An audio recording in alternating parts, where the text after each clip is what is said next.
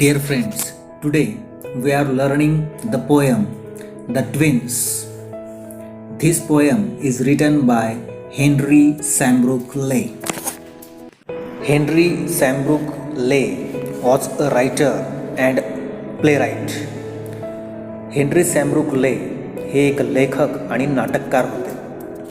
He was a Spanish, Portuguese and French scholar, a brilliant and witty conversationalist and a humorous singer. ते एक Spanish, पोर्तुगीज, French विद्वान तर होतेच, तसेच एक विनोदी संभाषणकार आणि विनोदी गायक होते. His poem The Twins is a favorite for young children. त्यांची द ट्विन्स ही मुलांची खूप आवडती कविता आहे. This is a humorous poem about the pair of twin brothers. जुळ्या भावांच्या जोडीबद्दलची ही विनोदी कविता आहे.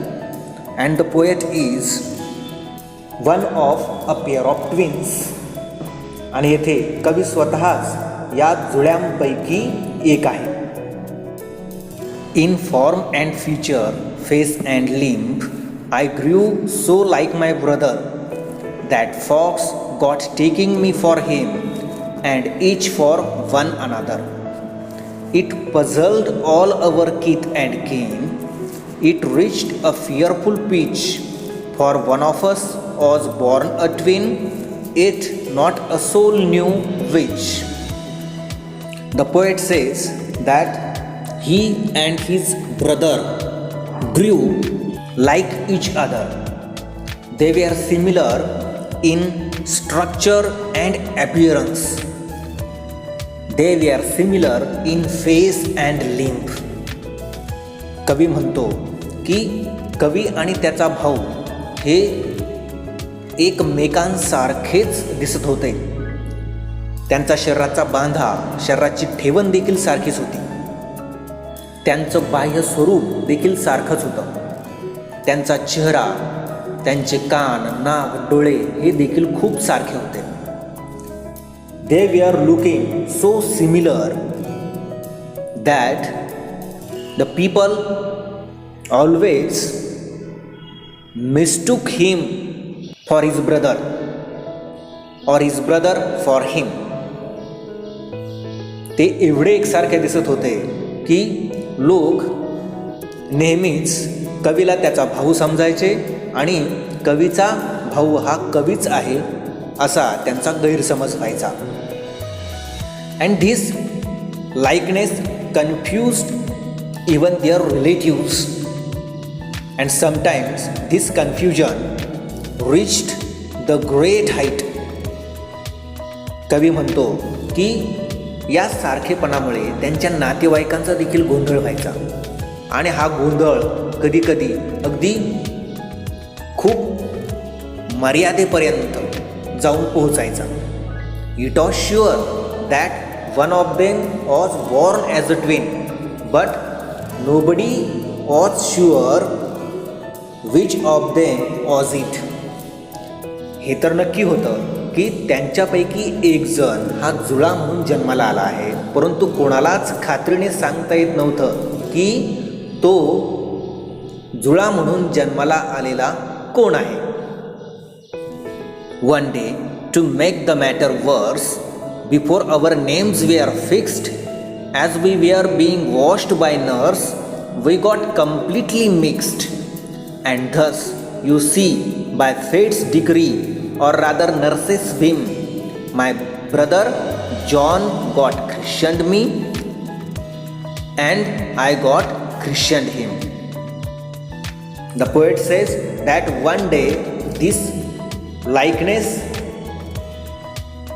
this confusion made the situation more serious when it was decided to Christian them. It was decided to fix their names.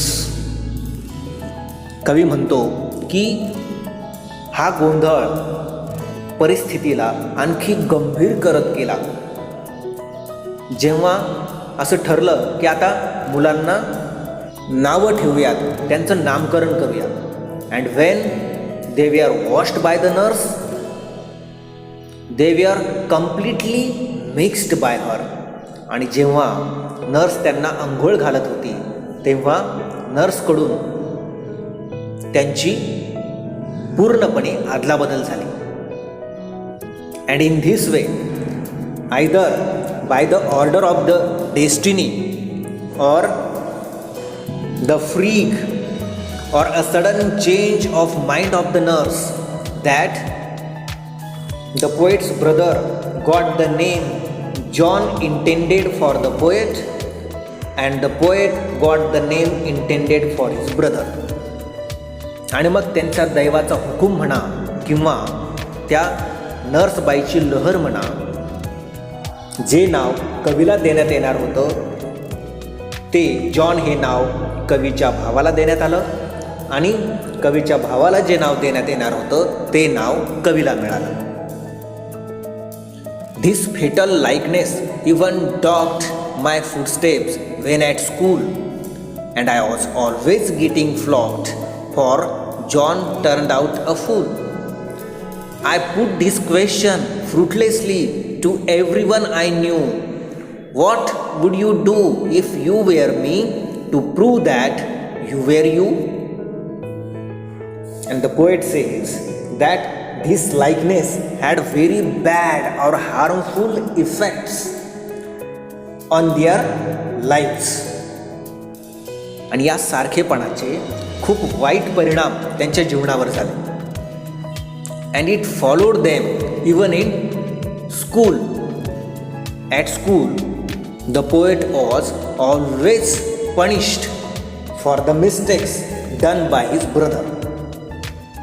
आणि हा सारखेपणा पुढे अगदी त्यांच्या शालेय जीवनापर्यंत त्यांचा पिछा पुरवत गेला आणि शाळेमध्ये कवीच्या भावाने केलेल्या चुकांसाठी कवीला नेहमीच शिक्षा होत गेली.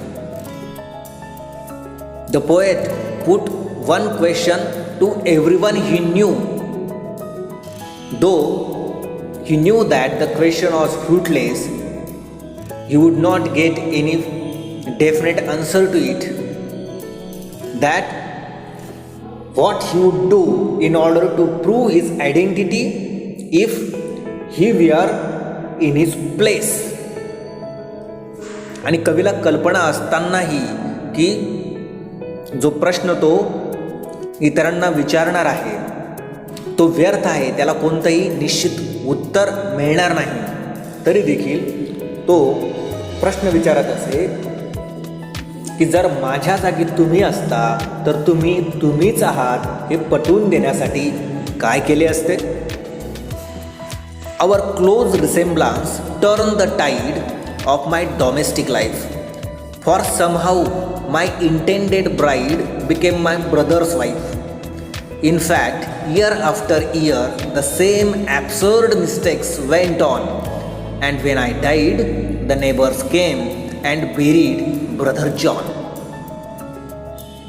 In these last lines, the poet says, their close resemblance, their likeness, exact likeness, changed the situation.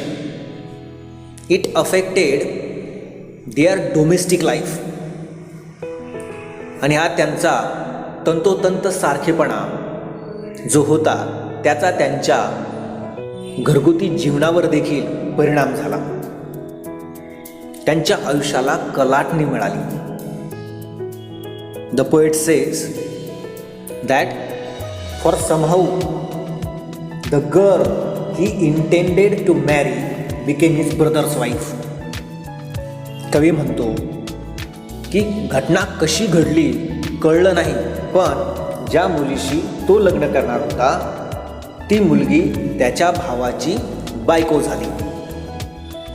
And then he says that the same absurd mistakes, foolish mistakes went on year after year. And when the poet died, the neighbors came and buried his brother John, mistaking him for the poet himself. आणि कवी म्हणतो की या गडबड गमती या वर्षानुवर्षे अशाच घडत गेल्या आणि जेव्हा कवी स्वतः मरण पावला, शेजारी आले आणि त्यांनी त्याचा भाऊ जॉन यालाच कवी समजून दफन केले. In this way the poet has shown the problems faced by one of the identical twins.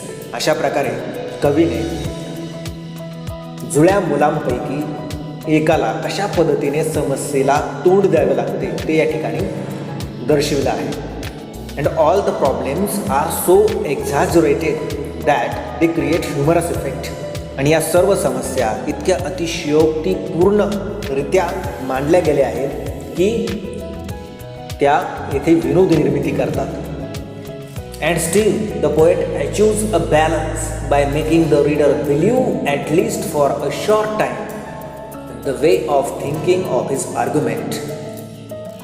आणि कवी ज्या पद्धतीने या ठिकाणी युक्तिवाद करत आहे त्यावर काही क्षण काही वेळ का होईना वाचकांना विश्वास ठेवावा वाटेल अशा पद्धतीने समतोल साधण्यामध्ये कवी या ठिकाणी यशस्वी झालेला दिसून येतो. Thank you for watching this video.